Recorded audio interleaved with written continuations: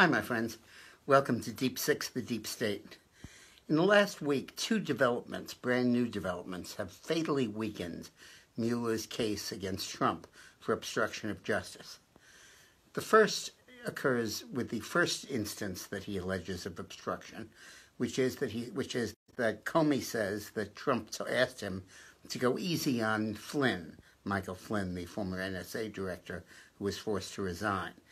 He's quoted as saying, "Can't you see to let this go?" And that was interpreted as obstruction of justice, telling Mueller to lay off his investigation, or Comey at that point to lay off his investigation.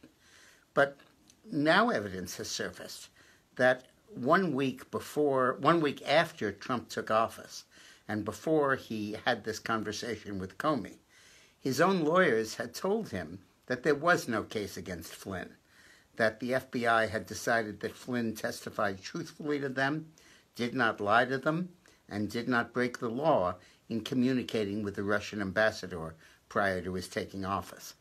So thusly absolved, Trump did not think there was an obstruction case against Flynn when he told Comey to lay off. And believing there was a case is essential to proving that Trump wanted to obstruct that case. If Trump didn't think there was a case, he couldn't have wanted to obstruct it. And that is a fatal flaw in the first pillar of the obstruction case that Mueller hopes to bring against Trump. The second pillar took place in June, 6 months later, when Trump fired Comey.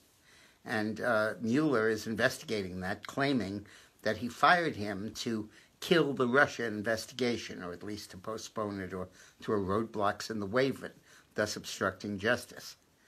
But the early information about the Inspector General's report, which will be released one of these centuries, reported by ABC News, says that the Inspector General found unambiguous evidence that Comey was insubordinate, his word, had neglected instructions, had defied authority, and had been in business for himself, freelancing, specifically when it came to Hillary's email.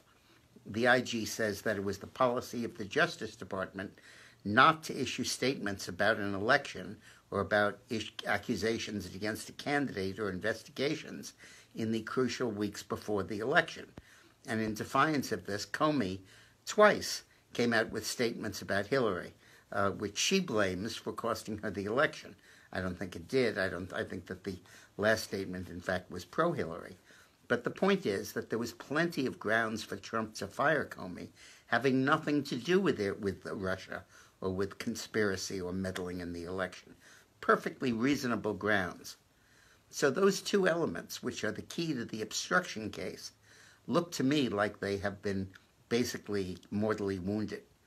Now, bear in mind, Mueller was elected, or was appointed, to investigate meddling by Russia in the election and conspiracy with Trump to swing the election to Trump. He's completely abandoned that. There's no evidence of that. Nobody's been called to testify about that that's indicated any kind of conspiracy. So he's now morphed his inquiry into an obstruction of justice inquiry, saying that his inquiry was obstructed by Trump and that is grounds for impeachment if he takes it that far.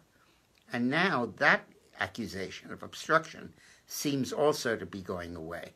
So this is a very bad time for Mueller and a very good time for Trump. This video, as they all are, is sponsored by the Patriot Gold Group.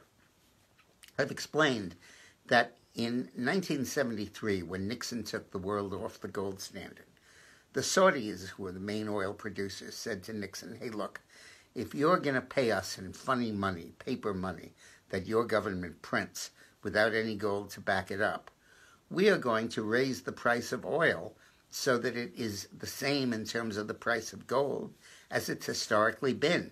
If the price of gold goes up, we're going to raise the price of oil, and vice versa."